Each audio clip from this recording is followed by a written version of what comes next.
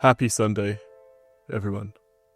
Welcome back to Game Motivation, the podcast where we talk honestly about the things that help us to stay grounded, focused, and steady in our daily lives.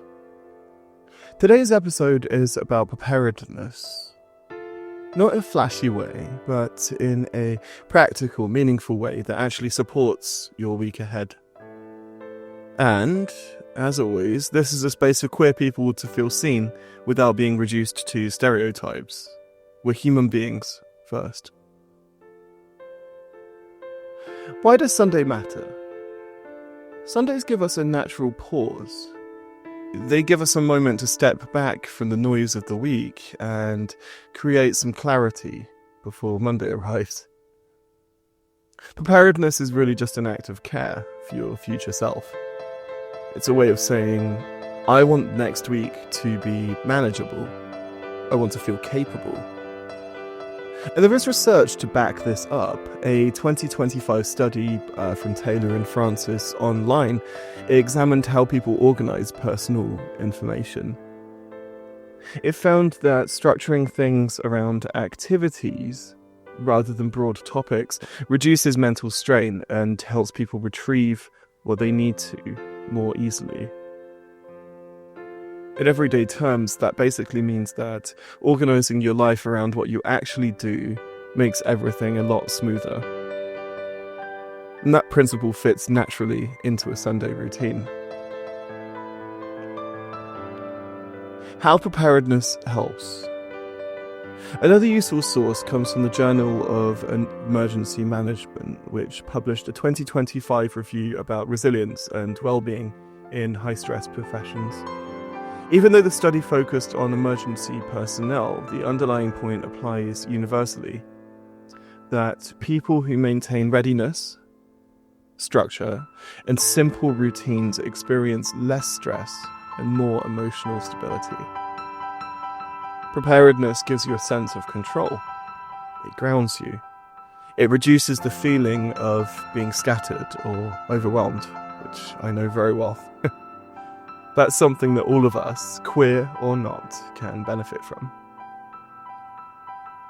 Some practical Sunday habits. Now, I might throw in a few examples of my own here, but here are 3 realistic Sunday practices that align with the research. Decide on the tone of your week. Ask yourself, what kind of week do I want to have? Focused, calm, productive. Choosing a tone helps you guide your actions in a practical way. So, a good example might be, for me, I sometimes spend time looking at analytics, which I would call a more calm week. So I go through analytics, I look at where I am. I look at a 365-day view of the year. I look at things that have been happening so I can be ready for upcoming trends. I do research and things like that. Or maybe I want to be productive. Maybe I want to bang out a bunch of videos or write loads of music. Which one do I want? And I try and decide that on the Sunday. Number 2, give Monday a head start. Set out your clothes or fold your clothes, do your laundry, prepare breakfast. Think about meals for the week. Write down your top 3 tasks for Monday. No more than 3, just a couple. Write them down. So maybe you'll look at analytics for the week, figure out where you are. Maybe look at some trends in your industry.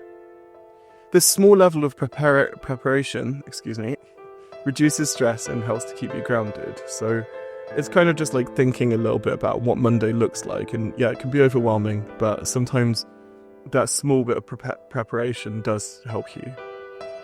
Clear one small space. I'm laughing because in front of me I have my 2 keyboards, I have my guitar, my violin, and I have 2 writing keyboards as well. My desk is a mess, basically. So clear out one small space, a desk, a corner. It could be your nightstand. I find I have a lot of cans of sparkling water on my nightstand. But you don't have to do the whole room. Just do one small area. Do one tiny place. Sorry, I'm still laughing because I have so much clutter around me. So practice what you preach. Reducing physical clutter directly lowers your mental load. apparently, which matches what the Taylor and Francis study from 2025 talked about. So it's about reducing those things around you. So a really good example of that is on my desk, I let books.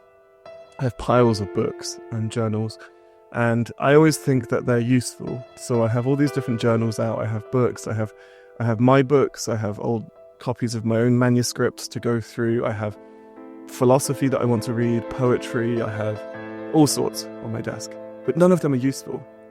So if I take away that mental strain, maybe I'll just stack those books up and put them in a corner. Hopefully that will reduce my mental load a little bit, because it's one less thing to look at. The takeaway. Preparedness isn't about perfection or being rigid. So I hate big timetables.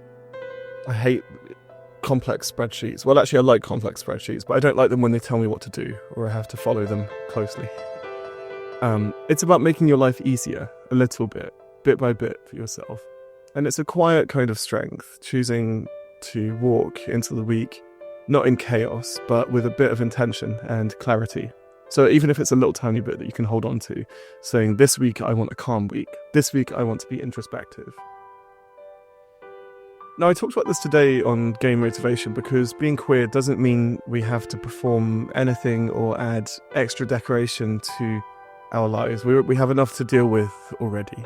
So we're just trying to live our lives, and being prepared is one of the tools that supports that.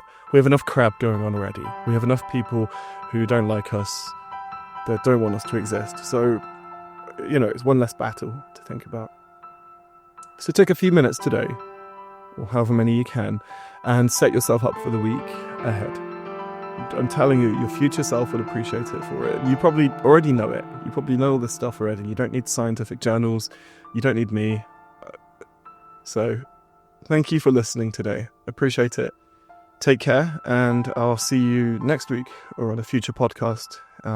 You'll just see from my YouTube that I've rebranded everything. So take a look at that. I'll be revamping some old content as well. Take a look at that. And thanks for liking, and thanks for subscribing. Take care.